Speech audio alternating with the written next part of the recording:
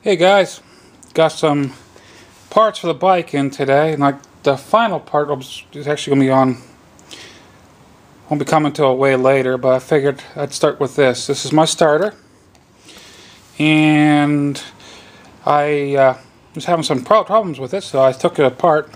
I mean, I was told by a lot of different people that, there's a lot of bike starters that they say cannot be rebuilt. Now I'll tell you, if it can be taken apart, it can be rebuilt. That's a rule of thumb. I've been doing starters and alternators for, well, since back in the early 80s. Now, I've taken this apart so I can make sure I get the right brushes for it. I found out that I had a cracked brush and it was causing a lot of the problems. Now, the only thing I don't have on it is the bolts. I took 2 screws out so I can take it apart. Now, I'm not doing a complete rebuild on this.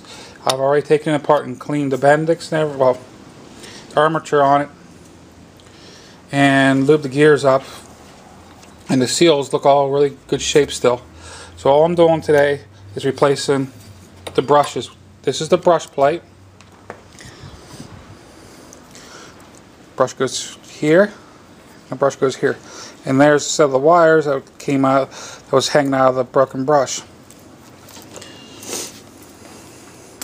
Now, whenever you take these apart, you got to pay attention. There's little lines marking this. I'll take the top and show you the ones on the top plate, right there. There's a little line right there that lines up, and the bottom has 2 lines lined up also. But you got to have those lines lined up. And the brush plate is actually keyed. It's got a little mark right there.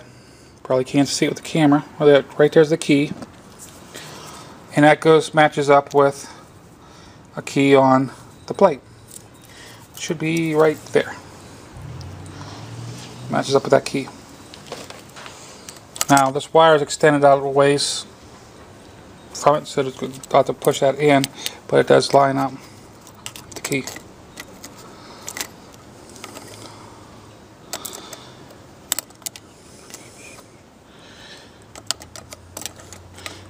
Now, to get my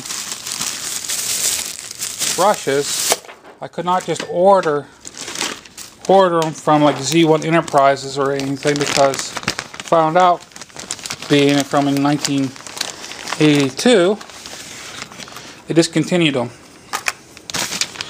Which I was told by several people that, hey, then you can't rebuild it.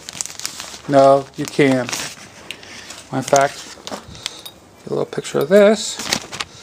There's the brush that cracked in half on me, and the brush was actually in pretty decent shape. There's the brush from the other side.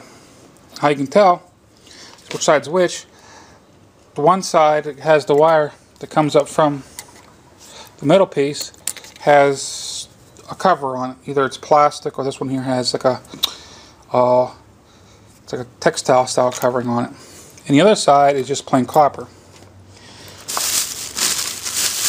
Now, here, if you have one of these, if I can get in focus.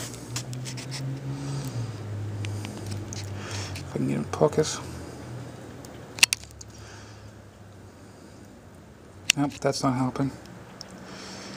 The number is 70-103T. That is actually the part number for it. If you have one of these, for 70-103. I had to look up the starter, the manufacturer. I actually ended up looking up under automotive and found these brushes. Took a chance they'd work, and they're all the right size. I'm going to stop it here, install the brushes, and show you what they look like whenever they're installed. There it is, installed with the brush plate installed and the new brushes. Now, I did have a little bit of troubles with this side coming through. There's actually a little spring. These 2 springs you can see right here.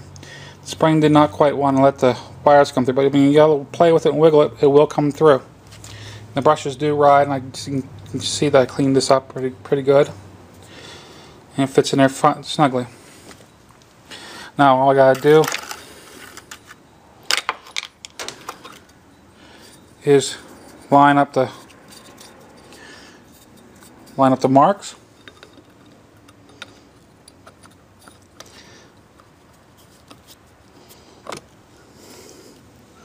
Line up all the marks and put the screws in. Now these screws are dirty now. I'm going to clean them up when I turn the camera off. I'll clean them up.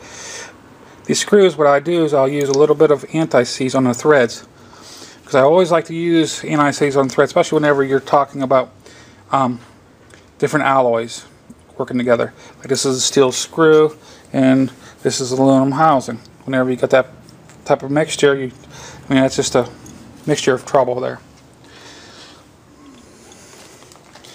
All you gotta do is clean them up, put them on, drop them down through, and tighten them down. Now there is torque specs on these. I just tighten them down so they're nice and snug. Normally that'll do.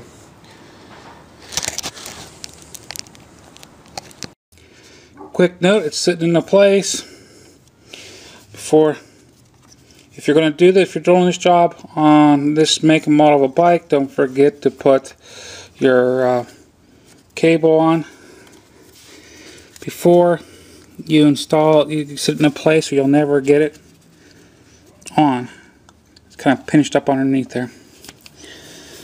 And whenever you put the bolts in to tighten it down, don't forget to put a little bit of anti-seize in, because yet again you were talking about steel bolt and you're talking aluminum block. That way they don't seize up. I mean, if you ever have to take this apart, hopefully I'll never have to again. It'll be a lot easier. And if of course you think of the next person that might have to do this job too. I'm gonna start a question and see if anybody, this is just a mechanics 101 question. But it's a good question, just for keep your mind going. My question, I learned this in the first month, and I thought it was a stupid question, but you know what, it's stuck in my mind all these years. I'm going to get a bolt out, see if I have one handy here. Okay, I got a little one here. Okay. Got this little bolt. Okay, bring the daylight here so you can see better.